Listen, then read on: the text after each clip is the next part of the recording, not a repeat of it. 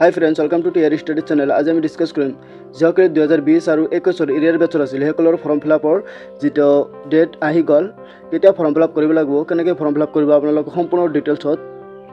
এই ভিডিওটোত আলোচনা কৰিম তো ভিডিওটো হেকলৈকে চাব তো নোটিছটো চাওক আপোনালোকে আজি দিছে নোটিছটো কালি দিছে নোটিছটো তো এটা দেখা পাইছে degree examination form fill up notice it is here by informed to all concerned that the examination 2025 form fill-up process for the student of B.A. and B.Sc CBCS semester 1st, 3rd, 5th area batches 2020 and 2021 has been started. The examination form fill-up will be done through online from 8 October 2025. Student can log in website to দেখা পাইছে filling their form মানে আপোনালোকে যিসকলৰ 2021 আৰু 20ত এৰিয়াৰ বেচ আছিল হেটো 2020-21 ৰ এৰিয়াৰ বেচ আছিল হেসকলৰ মানে form fill up to date আহি গল যিসকলে first semester third semester fifth semester আছিল হেসকলৰ ফৰ্ম ফিল আপ আহি গল হেসকলে ফৰ্ম ফিল আপ এটা কৰিব পাৰিব যদি ব্যাক আছিল তো ফৰ্ম ফিল আপটো কৰিব পাৰিব আৰু এইটো ফৰ্ম ফিল আপ কৈছে যে আৰু কি কিবা নিয়ম কেইটামান ই আছে যে নিয়ম আছে সেই হিচাপতে কৰিব লগ চাওক কি কৈছে the candidate having arrear in first and fifth semester can fill examination from either first or fifth semester examination only. That is, a candidate is not allowed to appear both in first and fifth semester at the same time. মানে যদি আপোনালোকৰ বহুতৰে দুটা বা তিনিটা back থাকি যায় তো হেইটোই কৈছে যে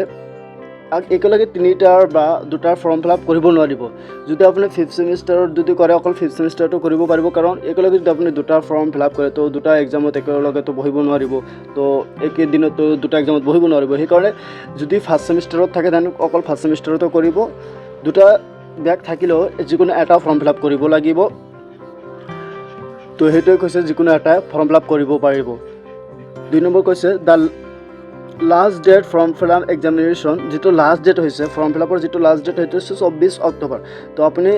8 তাৰিখৰ পৰা ষ্টাৰ্ট হৈছে তো 24 অক্টোবৰৰ ভিতৰতে ফৰ্ম ফিল আপটো কৰিব লাগিব আৰু ইয়াৰ কাৰণে ফিজ ষ্ট্ৰাকচাৰ যেটো আছে ফিজ আছে তো এতে দেখুৱাইছে যদি BA এণ্ড BSc হয় উইথ প্ৰ্যাকটিক্যাল তেনেহ'লে 1730 টকা আৰু BA এণ্ড BSc যদি হয় উইদাউট প্ৰ্যাকটিক্যাল যদি প্ৰ্যাকটিক্যাল অবিহনে ফৰ্ম ফিল আপ কৰে তেন 1390 টকা এইটো আপোনাৰ দিব লাগিব ফিজটো দি পিনে আপোনালোকে ফৰ্ম ফিল আপ কৰিব পাৰিব 2020 আৰু 21 এৰিয়াৰ বেচৰ ষ্টুডেণ্টসকলৰ কাৰণে যিসকলে এৰিয়াৰ বেচৰ হয় দেন আপোনালোকে ফৰ্ম ফিল আপটো কৰিব আৰু এই নোটিছটো হৈছে গোৱালপাৰা ডিষ্ট্ৰিক্টৰ ৱেষ্ট গোৱালপাৰা কলেজৰ হয় তো গুৱাহাটী ইউনিভাৰ্চিটিৰ আণ্ডাৰৰ হয় এইটো কলেজ তো গোৱালপাৰা ডিষ্ট্ৰিক্টৰ ৱেষ্ট গোৱালপাৰা কলেজৰ হয় এটা আপোনালোকে দেখা পাইছে নোটিছটো তো আপোনালোকৰ কলেজতো যদি ফৰ্ম ফিল আপ এতিয়ালৈকে ষ্টাৰ্ট হোৱা নাই দেন সোনকালে হৈ যাব এৰিয়াৰ বেচ 2020-21 সেইটো হৈ যাব আপোনালোকে টেনশ্যন কৰিব একো নাই আপোনালোকৰো হৈ যাব আৰু তাৰ কেতিয়া হয় মোক জনাবচোন টেলিগ্ৰাম চেনেলত মোৰ এটা গ্ৰুপ আছে এই চেনেল খুলিছোঁ সেই চেনেলত মেছেজ দিব পাৰিব মোক এইটো জনাই দিব ধন্যবাদ